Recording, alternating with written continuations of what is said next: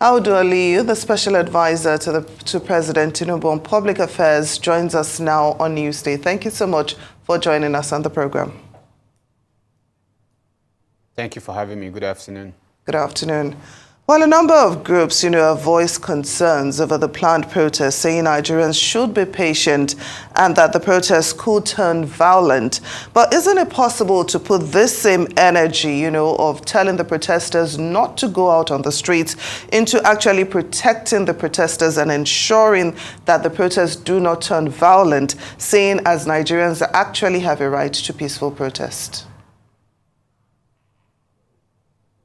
Oh, yeah, it is. And I'm sure, like the security agencies have made known, they're going to do everything possible within their powers to ensure that happens. But, the difficulties that comes with, activities like protest, especially ones where organizers are not known, and you expect that personnel of the security agencies would have to work with leadership of such protest organizers so as to be able to identify, who they believe are with them, who are not with them. It is very easy to infiltrate well-intended protests to cause chaos. We have witnessed it in the past. And it's all efforts to ensure that a repeat of, the ugly past does not happen. Well, it seems that the entire nation is, put into a panic. Is there no way for the president to address the youth? I know it's hard to distinguish who are the protest leaders, but in the same vein in which he addressed the NLC and the TUC after this long drawn-out debate over minimum wage happened, is it not possible to get an audience with President Tinubu to speak to the youth specifically and just level with them? I think that might go far. Are there any kinds of discussions like that, since it's about a week till the protests are supposed to start? Are those things being discussed in your quarters? Well, a lot has been done in terms of communicating with the general public, with Nigeria. Just yesterday, Mr. President met with traditional leaders. He's met with governors. He's met with different interest groups. In all of this, is what Mr. President is doing is trying to inform all of the system of leadership within the country, both formal and informal ones, and explaining to them, that he understands the current state of economy, and explaining why the policies, are best fit for the kind of tomorrow we want, and why our current actions must align with the tomorrow we desire.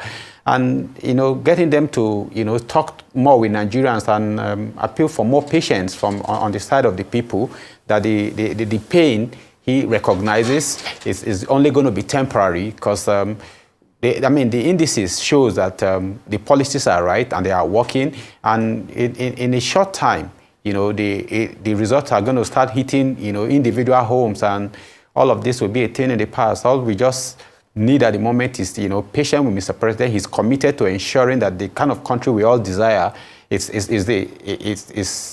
achieved. That's the task he asked for, and that's all he's been doing. And his track record shows that he's a man who doesn't fail on assignments. So he is talking, and there will be more avenue to speak with Nigerians. And the message is same. We are one in this. This is no longer politics. This is no longer election time where we are divided along political interest or along ideological differences, where there are. This is governance. We are a single pool, and there are no separate markets for separate individuals based on their different alignments. But he feels, he understands, he's in touch with reality. He knows what's going on, but these are necessary steps that have to be taken if we are going to have the kind of country we desire. And the results are showing, the results are coming in, that we are making the turn. It's going to be a huge success for the entire nation in a short while. Now, you talked about the protest leaders being unknown, and how that could make it very easy to infiltrate the protest. But the DSS, just yesterday said it had identified sponsors of the protest, as well as the motive, which is allegedly to pit the people against the government, saying it's not in the interest of the country. Why haven't they been arrested? Why haven't they been identified? I mean, I do not speak for the DSS. I'm sure with the intels they've gathered, they are doing, their job as to getting the best of the situation, be on top of the situation, and ensure that, there is peace and security if and whenever the protests happen. Many fear that due to all these warnings that are being given, especially such ahead of time, and the amount of publicity that these protests are getting before they even start, that if the protests do go on as planned, that the government might see it fit to maybe use live ammunition, as was used in the End SARS protest months or years back, when a curfew was announced and still protesters went out, and then therefore there was the massacre that happened at the toll gate. Could this be could this fear be something true, that live force might be used if these calls to stop this protest fall on deaf ears? You see, the truth is, I mean, a lot of people still differ on the outcome of the End SARS protest, on what actually transpired. Whatever side of the divide you belong, one thing we are all very sure of is that we do not want a repeat of destructions of life and properties, and no government, will set out to kill, her own citizens. The very essence of government is the protection and is the security and the welfare of the people. No government will set out to use live ammunition or whatever on innocent citizens, or who are carrying out their constitutionally backed up rights. But the easiest way to ensure such things don't happen are when they are prevented. Now, the very reason why it is taking this, we are having a lot of attention from government, is because the government listens. It's a confirmation that the government actually listens and does not take Nigerians for granted. And that's why there's been an increased attention, increased communication from different sides of government to the people, to say that, yes, the message is loud and clear. Even without all of the announcement, all of the messages, the president is aware. Everyone in government, I mean, everybody in government has relations that are out there. We have not always been in government. We are not always going to be in government. We are primarily Nigerians, and that is one identity we hold very, very strongly. And we are all affected with what is going on. But the fact that the essence of protest is to bring attention to, an undesired position or decision, then the government has responsibility to explain to the people that these particular policies, are actually put in place to put an end to the difficulty that we've been through. We all agree that a lot of things, the foundations of our national economy's management have been wrong for decades, and the only way to do it is to ensure that we are globally competitive, and the only way to do that is to put an end to some unsustainable regime like the subsidy regime and the parallel, the multiple forex exchange regime that we witnessed in the past. I mean, it is getting the desired result. Ultimately, what the government is out to do is to ensure we create an environment where there's improve in productivity. Where there's an improvement in productivity, then there's improvement in the welfare of the life of the citizens. That's what the Renewed Hope administration is about, and everything that is being done is done in that to achieve that. However, we know how turning bad situation around can be. It's been bad for a very long time. It's going to take a bit of inconvenience. I mean, it's just 1 year plus in the life of this government. And the president is aware that the same message has been passed from previous governments as to asking time from people. But his track record shows that he isn't like any of the other previous presidents. I mean, we look at when he was leader of subnational, when he was the governor of Lagos, we look at the long-term plans he had for the state, and we look at the result we achieved. We look at the result we are achieving now as a result of consistent and implementation of those plans. We need to be able to trust that he means well for this country, and he is determined to ensure he delivers on his promise to Nigerians.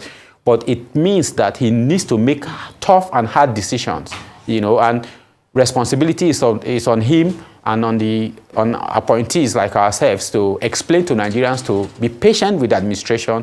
We are all in this together. The goal is to ensure that we have a country that we are proud of, and that's exactly what Mr. President is about. Now, there's general agreement, that there's hunger and hardship in the land. The president has acknowledged it. You have also acknowledged it. But then, of course, what we hear after all this acknowledgement are the same flowery speeches that you are also giving us. We should be patient. We are going through the labor pains. You give us grandiose plans that the president has in store for us. But so far, we are not even seeing the results. Our hope is not being renewed in the meantime. But in the meantime, our leaders are buying exotic cars. They're overhauling the presidential aircraft. They are renovating government quarters. How do we now explain this disconnect, between the government and the governed? Without, making argument for,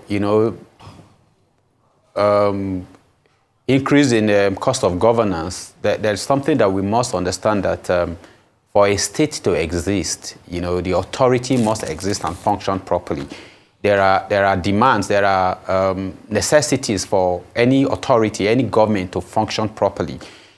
And this will always take priority, because if tool of trades, work tools that government agencies, different arms of government required to carry out their functions are not available, then we are setting up to not perform optimally. However, what it's most important is what's the approach of the current government to the underlying issues to the current economic situation. Our agricultural revolution program is on course. We are applying knowledge. We are ensuring that the government is supporting our farmers with high yield input seedlings, mechanized farming, access to loans. Extension workers are being engaged and sent to farmers to transfer knowledge as to best practices. There is an improvement in our year-round cultivation. There are a lot of programs being put in place to actually address it. We have infrastructural decay that we all know has been for decades. There are obvious attention that are being given to this. These are all of the fundamentals that must be put in place for an economy to be robust, to be productive. And those are the areas we really should be questioning. We should look at the bigger picture and bring to table superior ideas as to how we think this can be done better. If there are policies that we think, if there are programs that we think are not best designed for what we need, dialogue is the best approach to it. Let's have conversation as to bring superior ideas on how to get quick result and better result in shorter time. Mr. President listened. He has shown that in the past on policies that he's come up with, and with concern from the citizen, he's gone back to review those policies. So we really should look at the bigger picture. Government is going to need to do what government needs to do to run effectively. That cost is minute when we look at what we actually need to put in place for the bigger economy to be able to take care of our growing population. It's funny that you said that the government is going to do what it needs to do to run effectively, but we are hearing that some of government members are literally running from the country, fearing this 1st to 15th of August protest. They don't want any parts of it. But let's talk about the curious case of the Oro Festival and how it seems to appear only when When large amounts of Nigerians are expected on the road to voice their opinions, and I'm talking about the fact that the last time we saw the festival was during the election period, and then now it was declared that, of course, it's going to be happening at the same time as the planned protest. The politicization of our religious or traditional bodies and rights. Can you expound more on that? You know, I am an aide to the president, and as I speak with you, I'm very aware that the president has been busy in the office, and he will continue to be, and his other appointees, aides, ministers, and apart from the ones who are on official duties, are all on ground. You know, everybody pulling and pushing to ensure that, you know, we achieve the renewed hope agenda promises that we made to the people during the campaign, and the president is leading that. I do not know of anyone leaving as a result of any planned protest. And on the traditional activities, I mean, I have just, you know, the knowledge in that area as you and many other Nigerians. I do not know who calls the shot in that area. I don't even know. I mean, I only just read it in the news as you have, that such festival is happening. I can't speak to what I have no authority to speak to, and I do not have enough information to, you know, explain anything on it. Now, you talked about tools of trade for government being priority, you know, but I'm wondering, what about the tools of trade for our educational system, for our hospitals? What about Nigerians just being able to afford 3 square meals? Are these not priority issues? All right, let's look at education.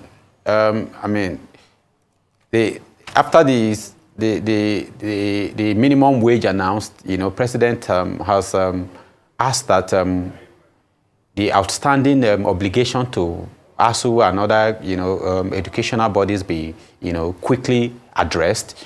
And we are aware that the Nigerian education, the loan fund it is in advanced stage. And I mean, we have the consumer credit program that is equally in advanced stage. The health sector is experiencing a lot of recruitment, a lot of training.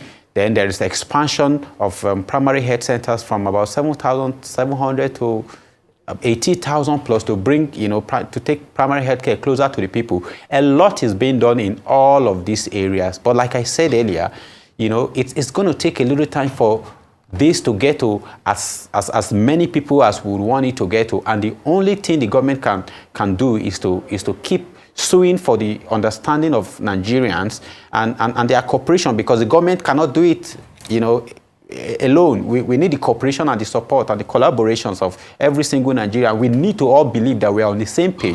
If we don't agree that there is no division within us, that there is no us versus them, then if we put all of that division behind us and come together to understand that we have a common objective, building a country that works for all of us, then it will be easy for us to throw away the suspicion and achieve results in quicker time.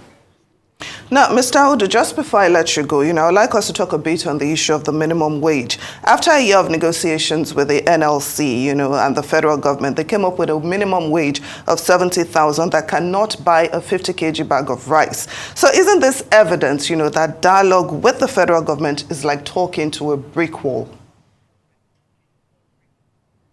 That's not true. I mean, the minimum wage, it's about, you know, 133% increment, and it's not just, it's a national minimum wage. It's not just on the federal government. We have the private sectors. We have other employers of labor who are going to be subjected to this. I mean, we need to be very practical as to whatever figure we're going to come up with. Like the president has always said, it has to be figured that it's not going to lead to retrenchment. You know, what we want is to ensure that the number of people are still engaged and earning, you know, legitimately to be able to cater for themselves and their family.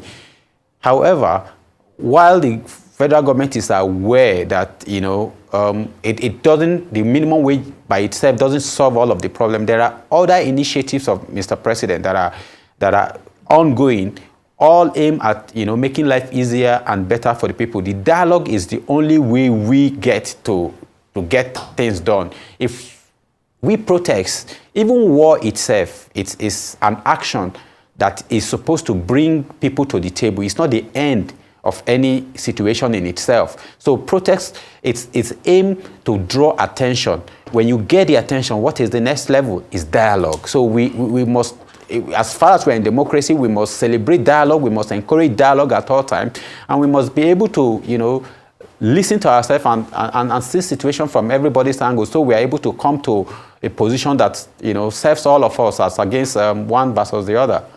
Well said. Very good to have you on the program with us. Thank you for joining us, Audu Aliyu, the Presidential Advisor on Public Affairs. Thanks for joining us.